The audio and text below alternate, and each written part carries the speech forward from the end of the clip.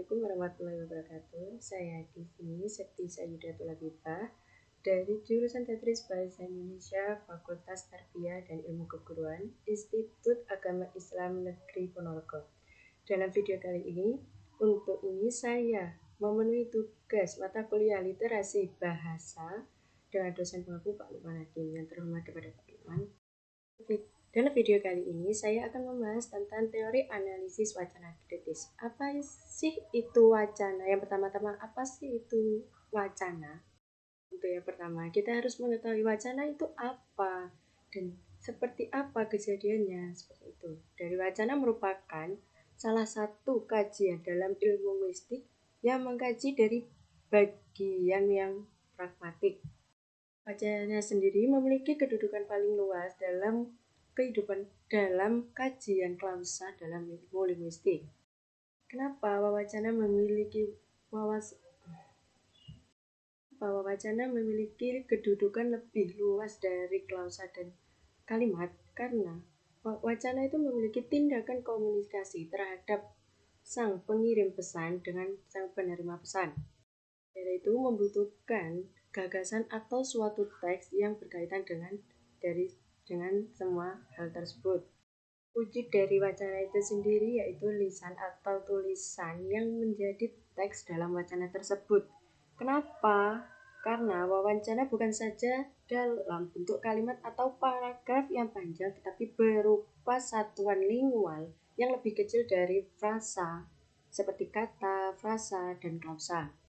Maka dari itu, posisi wacana dapat disandingkan dengan bahasa karena posisi ini banyak digunakan dalam bidang ilmu tidak. Maka dari itu, wacana itu disandingkan dengan bahasa. Wacana juga disandingkan dengan istilah teks. Kenapa penggunaan istilah teks dengan wacana itu disandingkan? Karena wacana digunakan secara bergantian. Istilah teks dan wacana itu digunakan tanpa ada pembedaan yang jelas. Maka dari itu, wacana dan teks itu disandingkan untuk tanpa ada penggunaan yang jelas. Dalam kehidupan sosial, wacana itu seringkali digunakan dalam diskusi untuk membahas tujuan dari wacana tersebut. Untuk sendiri dari wacana itu ada seperti lisan atau tulisan. Kenapa wacana dapat berbentuk lisan atau tulis? Karena dari lisan atau tulisan itu dapat bersifat intersaksional dan interaksional. Dalam wacana itu sendiri, terdapat satuan bahasa yang merupakan deretan kata atau ujaran. Maka dari itu, bentuk dari wacana tersebut dibagi menjadi dua, lisan atau tulisan. Dalam secara lisan, dapat kita lihat bahwa seperti peristiwa-peristiwa sehari-hari dalam kita komunikasi antara penyapa dan pesapa. Sedangkan dalam komunikasi secara tulisan, wacana dapat dilihat sebagai hasil dari pengungkapan ide atau gagasan penyapa. Maka dari itu, wacana itu dapat diartikan sebagai kata-kata yang disusun untuk dalam kurun waktu diskusi tersebut. Menurut pendapat lain, analisis wacana merupakan suatu kajian yang meneliti atau menganalisis bahasa yang digunakan secara alamiah, baik dalam bentuk tulisan maupun lisan. Wacana dapat berwujud lisan dan tulisan, dapat yang disebut sebagai teks dalam wacana. Wacana lisan berupa ujaran baik dalam bentuk teks lisan yang diucapkan. Contoh wacana lisan yakni pada monolog. Seperti saya bermonolog sendiri, apakah aku bisa hidup dengannya atau gimana? Kalau dialog antara dua orang atau lebih yang terjadi di satu tempat. Contoh lain, seperti pidato. Kita berpidato di depan banyak orang, seperti di saat kita lomba, disuruh mengisi acara, atau seperti MC, kita itu juga bisa. MC juga merupakan dari wacana, maka dari itu, wacana itu banyak berbentuk contoh seperti percakapan antara kita dan orang tua atau kita dengan orang lain, wawancara seperti kita kayak meliput berita, maka kita akan adanya wawancara terhadap narasumber. Bagaimana kita bertanya narasumber itu mesti ada yang ditanyakan. Maka dari itu dari wawancara tersebut kita dapat menjadi wacana. Yang terpenting dari intinya yaitu wacana itu yang dapat diterima oleh si penerima dari kita si penyapa kepada penerima yang dapat menerima apa yang kita bicarakan. Wacana tulis itu dapat kita lihat dari beberapa contoh seperti melihat pamflet, ucapan selamat apa kayak gitu, memperingati hari apa, atau selebgram, koran, novel kayak gitu-gitu. Pada koran kan lebih kita akan membaca sampai akhir, maka dari itu kita membaca apa itu, membaca wacana. Di dalam wacana tulisan itu mengandung unsur kebahasaan yang dapat kita kumpulkan bahwa wacana bukan saja dalam bentuk kalimat dan paragraf yang panjang. Maka dari itu bacanya sendiri tidak harus panjang atau pendek banget, enggak. Ya terserah itu dari si penulis atau penyapa kita itu sendiri. Dari wacana itu sendiri ada beberapa syaratnya. Yang pertama topik. Ya, kita harus butuh topik. Kenapa tidak? Karena topik merupakan pernyataan pendek sebagai hal yang lebih luas sehingga dapat dimaknai pendengar dan pembaca.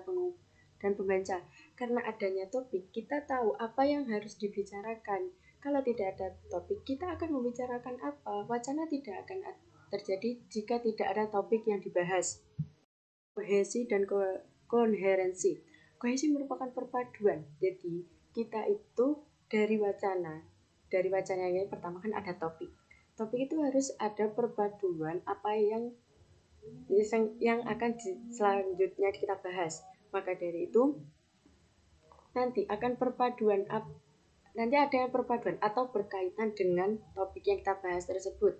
Maka dari itu kenapa kita harus ada perpaduan? Kalau tidak ada perpaduan, kita akan bingung apa yang akan dibahas, kenapa bisa dari sana ke sana ke sana. Maka dari itu topik paling penting dan koherensi yang perpaduan tersebut. Ketiga, tujuan.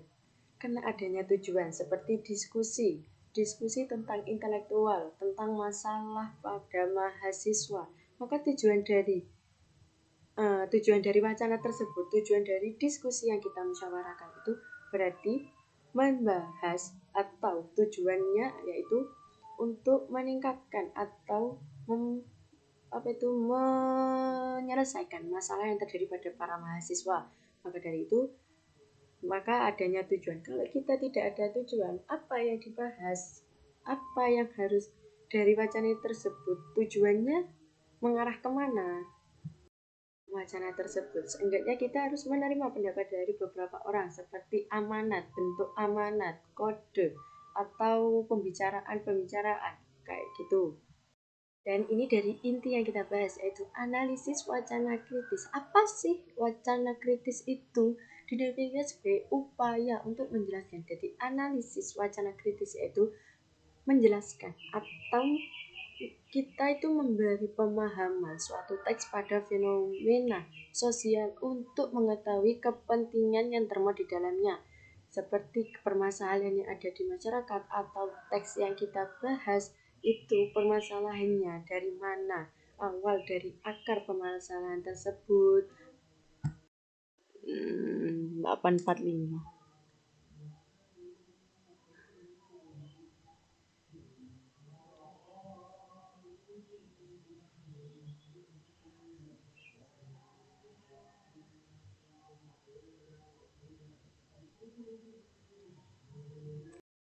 Kenai.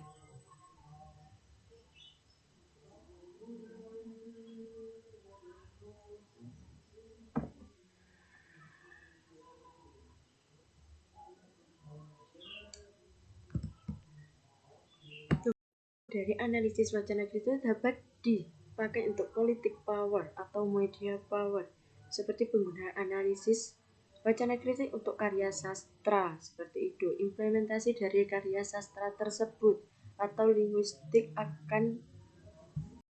yang ada karya sastra tersebut akan memberikan pendekatan yang membuka wawasan bagi baru bahasa lain, ideologi, dan sebagainya.